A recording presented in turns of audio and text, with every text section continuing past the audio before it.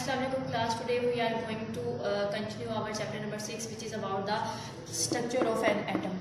जैसे कि हमने लास्ट टॉपिक में आयंस के बारे में पढ़ा था और हमने वैलेंसी का जो है कॉन्सेप्ट उसको क्लियरिफाई किया था। आज हम उसी को फर्दर कंटिन्यू करते हुए जो नेक्स्ट हमारा टॉपिक है वो है how is sodium chloride form, यानी हमारे पास जो है सोडियम क्लोराइड किस तरह से जो है उसकी फॉर्मेशन होती है। अब हमारे पास एक्चुअल में होता क्या है कि जो हमारे पास सोडियम आयन होता है, क्योंकि sodium one electron transfer from sodium atom to chlorine atom, क्या किया जाता है कि जो हमारे पास सोडियम है उसके पास जो एक इलेक्ट्रॉन होता है वो ट्रांसफर करता है क्लोरीन को। Sodium atom has 1 electron in its outermost shell and chlorine atom has 7 electron in outermost shell. अब क्या होता है कि क्लोरीन को अपना जो है शेल कंप्लीट करने के लिए एक इलेक्ट्रॉन की ज़रूरत होती है क्योंकि उसके पास 7 होते हैं, और जो सोडियम होता है उसके पास एक इलेक्ट्रॉन होता है उसके आउटरमोस्ट शेल में। सो क्या करता है कि जो सोडियम है अपना जो इलेक्ट्रॉन है जो उसके पास एक ही इलेक्ट्रॉन है वो क्या कर देता है उसको ट्रांसफ़र कर देता है क्लोरीन को। और इसके नतीजे में क्या होता है कि जब हमारे पास सोडियम जो होता है अपना एक इलेक्ट्रॉन जो है ट्रांसफ़र करता है तो इलेक्ट्रॉन को ट्रांसफ़र करने की वजह से उसके ऊपर पॉजिटिव चार्ज आ जाता है, क्योंकि क्लोरीन ने ये वाला इलेक्ट्रॉन जो है वो गेन किया और गेन की वजह से उसके ऊपर जो है वो नेगेटिव चार्ज आ जाता है। तो हमने पढ़ा था कि जब भी हमारे पास कोई भी एटम जो है उसके ऊपर पॉजिटिव या नेगेटिव चार्ज आता है तो वो आयंस में कन्वर्ट हो जाता है। तो इस तरह हमारे पास सोडियम के ट्रांसफर ऑफ इलेक्ट्रॉन की वजह से हमारे पास एक जो है हमारे पास सोडियम क्लोराइड की फॉर्मेशन होती है। Now come towards the next topic which is isotope. ये जो टॉपिक था ये आयंस से रिलेटेड था। अब हमारे पास जो नया टॉपिक है वो है आइसोटॉप्स का। ठीक है, आइसोटॉप्स क्या होते हैं? The atoms of a same element. हमारे पास एक ही एलिमेंट है और उसके डिफरेंट एटम्स है। जैसे फर्स्ट करें हम हाइड्रोजन की बात कर लेते हैं। अगर हम इसकी डेफिनेशन को देखें, the atoms of the same element having the same atomic number. अब एटॉमिक नंबर क्या होता है? अगर हम इसको रिकॉल करें तो number of electron is known as atomic number, यानी हमारे पास जो एलिमेंट है उसके जो एटम्स है उसमें एटॉमिक नंबर तो सेम रहेगा, यानी उसमें इलेक्ट्रॉन्स की क्वांटिटी तो सेम रहेगी, बट डिफरेंट मैस नंबर्स, यानी उसके अंदर जो है उसका एटॉमिक मैस या जो मैस नंबर है वो डिफरेंट हो जाता है। इसकी एग्जाम्पल है हमारे पास हाइड्रोजन की। हमारे पास हाइड्रोजन के 3 एटम है, प्रोटियम, ड्यूट्रियम एंड ट्रीटियम। अब देखें प्रोटियम के अंदर क्या होता है कि हमारे पास इलेक्ट्रॉन देखा जाए इसमें भी 1 इलेक्ट्रॉन है, 1 इलेक्ट्रॉन और इसमें भी 1 इलेक्ट्रॉन है। सो इसका जो एटॉमिक नंबर है वो तो सेम रहेगा। Now come towards the mass number. Mass number में एक्चुअल में what is the mass number? Mass number is the amount of protons and neutrons.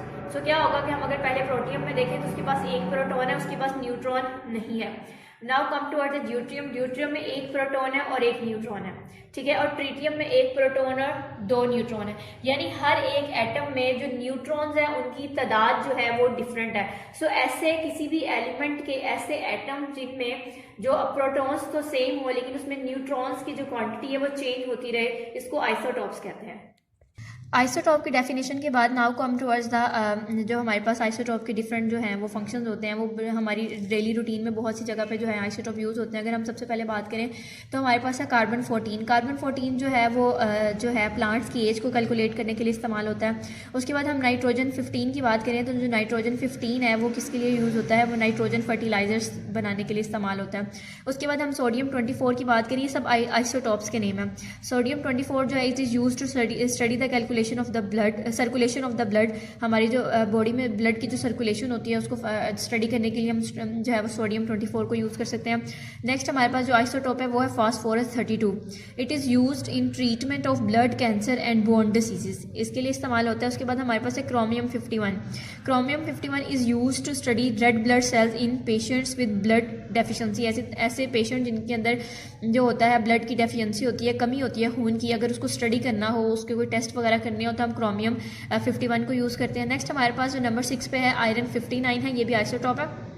It is use to study the absorption of iron in human body. एक human body के अंदर iron की कितनी quantity absorb होनी चाहिए और कितनी हो रही है, अगर हमने इसकी स्टडी करनी है, उसके ऊपर टेस्टेशन करनी हो तो हम आयरन 59 जो है आइसोटॉप उसको यूज़ कर सकते हैं। नेक्स्ट हमारे पास है cobalt 60। Is use in the cancer treatment. ठीक है, ये रेडिएस के लिए जो है रेडिएशंस होती हैं उसके लिए यूज़ होता है, कैंसर के जो सेल्स होते हैं इनको डिस्ट्रॉय करने के लिए।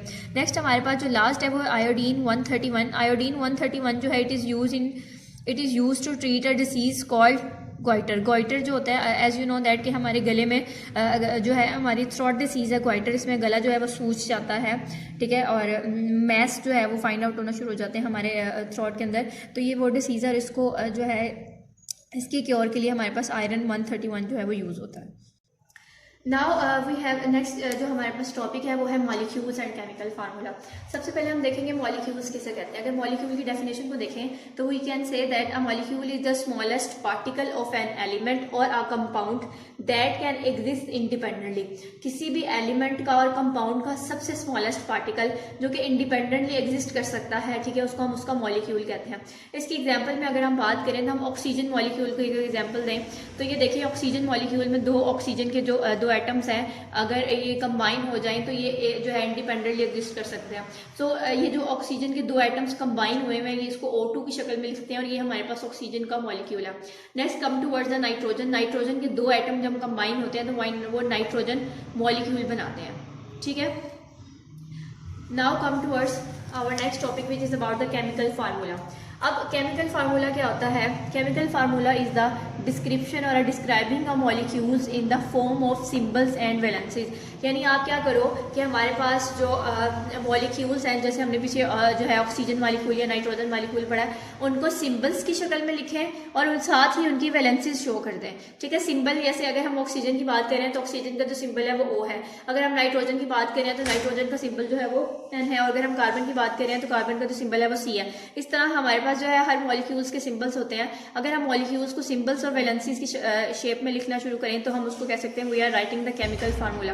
अब केमिकल फार्मूले की जो स्पेसिफिकेशन क्या होती है कि केमिकल फार्मूला जो होता है it tells about kind of element in molecule, यानी एक मॉलिक्यूल में कितनी तरह के हमारे पास एलिमेंट है। अगर हम फर्स्ट करें कार्बन डाइऑक्साइड की बात करते हैं तो we can say that carbon dioxide में दो तरह के एलिमेंट मौजूद हैं, कार्बन एंड ऑक्सीजन, ठीक है। सेकंड इसकी स्पेसिफिकेशन क्या है कि number of atom of each element. अब इसके अलावा जो हमें केमिकल फार्मूला है वो ये भी बताता है कि इस जो हमारे पास जो है एलिमेंट्स हैं उनकी जो है वो एटम्स की क्वांटिटी कितनी है। अगर हम ये देखें तो यहाँ पर हम कह सकते हैं कि जो कार्बन है वो 1 एटम है, यानी कार्बन का 1 एटम है, और ऑक्सीजन के हमारे पास 2 एटम है, ठीक है। तो जो हमारे पास केमिकल फार्मूला होता है वो एक तो हमें ये बताता है कि किस तरह के हमारे पास जो है वो एलिमेंट मौजूद है, यानी हम कह सकते हैं कार्बन भी मौजूद है और ऑक्सीजन भी मौजूद है। एक तो हमें यह हेल्प आउट करेगा, दूसरा वो हमें क्वांटिटी भी बताएगा कि इसमें 1 कार्बन का एटम है और 2 ऑक्सीजन के एटम हैं।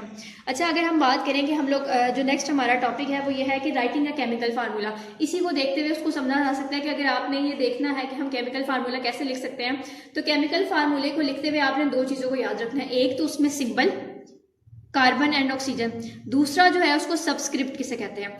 यहाँ पर जो हमने O2 लगाया हुआ है C2 है सबस्क्रिप्ट, यानी सबस्क्रिप्ट एक ऐसा वर्ड होता है जो कि क्या करता है, नंबर ऑफ एटम्स बताता है, ठीक है। तो अगर हमने केमिकल फार्मूला है जो राइट डाउन करना है तो हमने 2 बातों को याद रखना है, एक तो हमने सिंबल्स लगाने हैं, दूसरा सबस्क्रिप्ट लगाना है। और अगर हम इसकी प्रोनाउंसिएशन की बात करें तो अगर हमारे पास ये जो फार्मूला लिखा हुआ है इसको हम लोग इस तरह से प्रोनाउंस कर सकते हैं CO2, यानी कार्बन जो है वो सिंगल है इसलिए हम उसके साथ कुछ भी नहीं बोलेंगे, और ऑक्सीजन के जो है वो 2 एटम्स कंबाइन है इसलिए इसको कहेंगे CO2। अगर हम वाटर की बात करते हैं तो वाटर को हम हमेशा बोलते हैं H2O। इसी तरह इसकी प्रोनाउंसिएशन जो होती है वो उसके नंबर ऑफ एटम्स के हिसाब से होती है।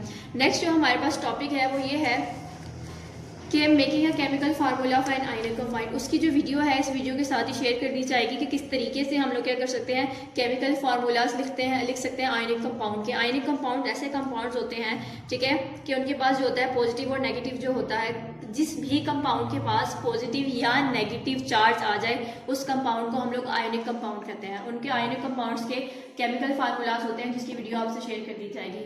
सो if you have any type of query you can ask me. So thank you for today.